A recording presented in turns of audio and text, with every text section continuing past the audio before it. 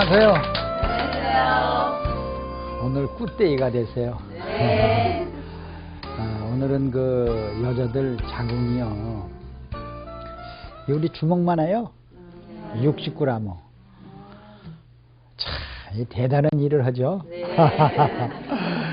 그런데 임신만 하면 이만하게 1kg로 커지고, 또 이것이 다시 이제 아기를 낳고 나가 다시 60g으로 줄어들고, 이게 정상이죠. 네. 근데 아기 집을 지키라. 자궁 무력증, 근육 무력증에 대해서 좀 오늘 말씀드릴게요.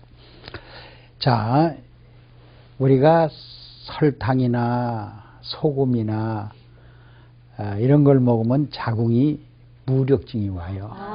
그 근육이 다시 말하자면 피순환이 월경할 때는 피가 거기에 1리터가 들어옵니다.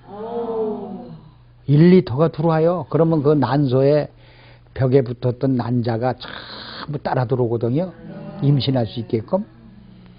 그럼 정자가 들어오면 이제 아기가 탄생되는데, 그렇게 자궁이 일을 열심히 하는 그게 무력증이 오면요, 어떤 현상이 일어나냐면, 이번에 새 쌍둥이 440g을 난 엄마가 있어요. 자, 우리가 아기를 낳으면 보통 5kg. 그게 정상이죠. 3.4kg. 큰 아이를 낳으면 4.7kg. 작은 아이를 낳으면 2.7kg 이하인데 440g. 0.5kg도 안 되는 아이를 난 엄마가 있어요. 그것이 이슈가 돼가지고, 이제 그 인터넷 떴던 얘기를 여러분들에게 좀 할게요. 이 자궁 세포가 무력증이 오면요, 그 아기가 자라다 아기가 좀 440g가 자라면서 자궁이 자꾸 늘어나요. 440g가 나오려고 그러니까. 무력증이 있으니 자꾸 자궁이 늘어나면 나오려고 그러니까 그걸 붙들어 매야 될 거 아니에요. 자궁이 늘어나지 않도록, 나오지 못하도록. 그런 사건이 일어났어요. 진통이 오면서 자궁이 늘어나면서 애는 자꾸 나오려고 그러는 거예요. 자궁 안을 이제 그 울트라사운드 초음파로 들여다보니까 눈도 있고 얼굴도 생겼고 손가락도 보이고 이제 심장이 뚝딱뚝딱 뛰는 걸 이제 봤어요. 봤는데 자궁이 자꾸 늘어난 게 무력증이 있어서, 근육이 무력증이 있어서. 그 의사가 진통제를 놓고 묶어 놓아도 애기는 자꾸 나오려고 그래. 어떻게 해야 되죠? 그러니까 엄마를 산모를 살려야 되니까 제왕절개를 하고 새 쌍둥이를 이제 분만해 놨어요. 그 상태가 어떠냐면요, 울지를 못해요. 440g가 울 수가 있습니까? 피부 색깔이 새파란 거예요. 스스로 호흡을 못해요.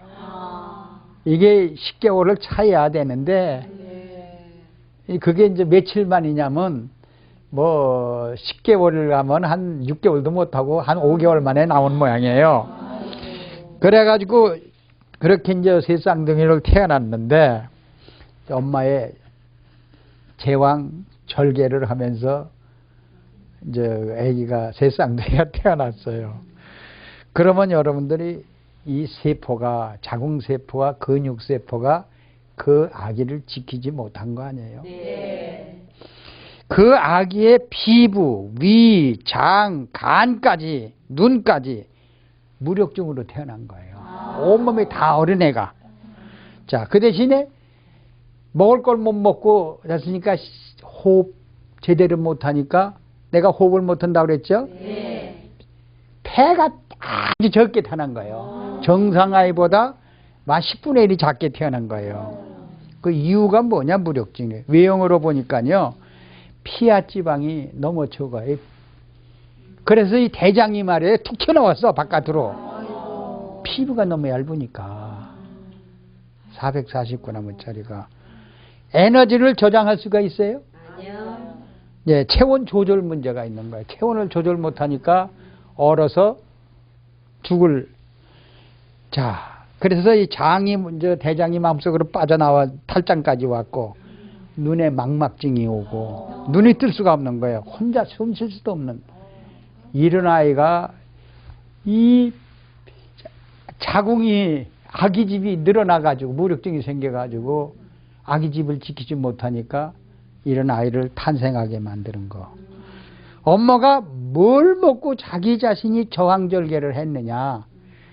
위하수증, 소화되지 않는 사람, 역류증, 똑같은 이런 증세가 오는 사람들이 너무나 많습니다. 이 사회에는. 우리가 몰라서 그렇죠. 산부인과에 가면 참 미야. 그래서 그 엄마가 이제 그 어떤 기자가 가서 인터뷰를 했는데, 당신 뭘 먹고서 이런 아기집을 지키지 못했느냐 하고 질문을 하니까 우유를 많이 먹었대요. 그리고 냉채소, 냉과일, 찬 거를 이렇게 좋아했대요, 엄마가. 그리고 쌀밥, 육고기, 라면, 빵, 설탕을 아주 그냥 라이크하고 살았대. 주전부리. 그래서 이 소화되지 않는 음식만 주로 섭취를 많이 했다는 얘기입니다. 여러분요.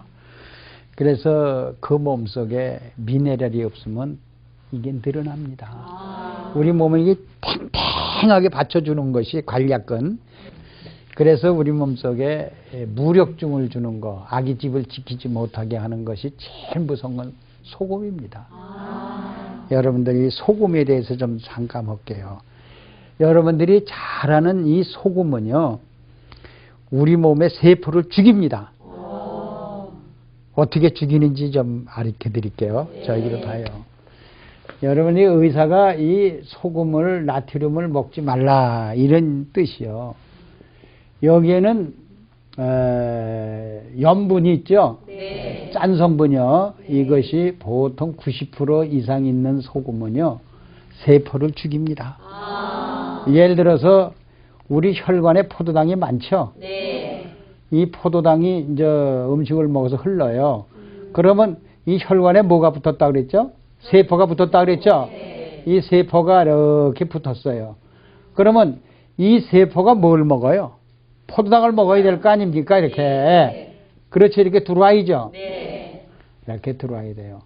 그런데 이 소금은요, 이 세포에 뚫고 들어와요. 세포를, 소금이.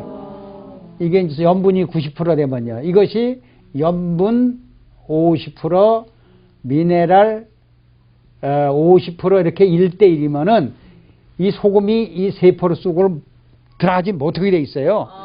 서로 지켜주기 때문에요. 이게 뚫고 들어가서 여기에 있는 물을, 포도당을 전부 이리 끌어내요. 그럼 이 세포가 포도당이 들어가질 못하니까 죽어요, 안 죽어요? 먹질 못하니까. 그러니까 이게 다 죽은 거야. 그래서 이 소금은 세포를 죽이기 때문에 우리의 몸의 근육이나 혈관세포나 자궁 아기집을 지키질 못해요. 자궁벽을 지키질 못해요. 세포가 죽으니까, 무력증이 오니까. 그래서 이 소금이 결국은 그 아기집을 지키지 못한 거예요, 여러분들이요. 이렇게 아시고요. 또 그 다음에 그러면 우리 영양분을 누가 실어? 동맥이 실어 가지고 각 세포에 나눠줘야 되는데, 그 속에 소금을 많이 먹은 사람은 그 포도당의 소금이 농도가 센 사람은 세포를 죽여요. 그래서 고혈압이 오고 당뇨가 오는 병입니다. 그래서 여러분들이 실험을 해봤어요. 우리 저연구미학 연구진들이 해봤는데, 5사람에게 콜라 한 병씩을 먹이고요. 콜라 한 병씩을 먹이고, 저희들이 이제 소고기를 사서 잔뜩 먹도록 해봤어요. 근데 콜라 한 병을 마시면요, 위가 얼마 동안, 30분 동안 무력증이 와요. 아무 일도 못합니다. 소화를 못 시켜요. 일을 못해요. 그래서 소고기를 마음껏 먹였거든요. 아침에 일어나 보니까요, 전부 변비가 온 거예요. 전부 변비가 오요. 그 변 냄새에 측정을 해봤는데요. 아마 한 10m 있는 사람도 다 달아나요. 얼마나 냄새가 나는지요. 또 실험을 한번 해봤어요. 그 당뇨가 합병증이 온 사람이 있어요. 눈도 자꾸 글자가 둥그레 보이고 점점 눈이 어둡고 다리에 쥐가 나고 그냥 뭐 주물러 달라고 그러는 그 환자에게 이제 저희들이 한번 또 콜라를 한번 줘봤어요. 한 병을 줬더니요, 모르니까 먹을 거 아니에요. 의사가 먹지 말래죠. 먹겠습니다. 먹더라고요. 그래서 먹고 나 30분 후에 여기를 부항 뜨는 거 있죠? 딱 떠가지고 피를 세 사람을 통해서 이 냄새를 맡기 시작한 거예요. 본인도 맡고 옆에 사람도 다 입에만 찍어서 냄새가 말이죠. 얼마나 독한지 알아요? 피의 독이요. 이 혈액 자체가 혈액 자체가 무력증이 온 거예요. 그러니까 이 혈액이 뚝딱뚝딱 불러요. 말단세포가 다 죽을 거 아닙니까? 이야, 당뇨 환자 피 자체에서 냄새가 나요. 그리고 식혜에다가 그 저염고미를 많이 타가지고 섭취를 해가지고요. 그리고서 30분 후에 고기를 안 주고요. 여기를 똑같이 그 사람에게, 그 냄새 나는 사람, 피에 냄새 나는 사람, 세 사람에게 다시 한번 냄새가 안 나요. 30분 후에 벌써. 이렇게끔 무력증은 누가 만드냐? 설탕이 만든다는 거. 여러분 이게. 그러면 콜라 속에 뭐가 들어있어요? 콜라 요만한 거 한 병에서 한 숟갈 반 들어있어요. 설탕이요. 여러분 이거 아세요? 한 숟갈 반이 들었어요.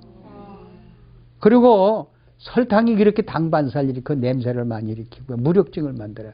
그러면 혈액 자체에서 무력증을 일으키니까 그것이 혈액이 우리 눈물 조직액을 만들죠. 그래서 백내장이 오는 거예요. 그래서 녹내장이 오는 거예요. 여러분들이요. 설탕이 녹내장, 백내장을 만드는 거예요. 알고만 남길 게 아니라 내 자식이 비만이 있느냐, 내 자식이 건강하냐, 내 자신이 가정을 지키며 나가느냐, 이렇게 좀 한번 생각해 보셨으면 좋겠습니다. 그 어린애는 그 산소를 받아들일 수도 없어요. 무력증이 왔기 때문에. 그리고 이산화탄소를 바깥으로 내보낼 수도 없어요. 숨쉬기가 곤란하다 그랬죠, 제가. 또 그것을 그 어린애가 어머니의 그 오백이나 설탕으로 해서 이런 병이 온 것이죠. 심장에 들어있는 포도당이 뭘 만들어요? 혈액이 눈세포를 만든다 그랬죠. 뇌세포를 만든다 그랬죠. 우리 다리 밑에 그 정맥, 피가 동맥을 타고 발끝까지 갔죠. 다시 정맥을 타고 올라와야죠. 그러면 정맥염증 있는 다리에 지렁이 같은 게 끼는 사람들, 그게 무력증이에요. 설탕이 만든 거예요. 육류가 만든 거예요. 소금이 만든 겁니다, 여러분요. 바로요. 그것이 우리의 제2심장은 어딜 제2심장이라고 합니까? 제2심장. 우리가 여기 하트가 뚝딱뚝딱 뛰죠? 정맥이 이 심장이에요. 심장과 관계가 없습니다. 심장은 뚝딱뚝딱 뛰지만 정맥은 그 정맥의 근육세포가 있는데 거기에서 뚝딱뚝딱 이게 박동이 돼야만이 피가 우리 다시 심장으로 노폐물을 싣고 들어오게 돼 있는 거거든요.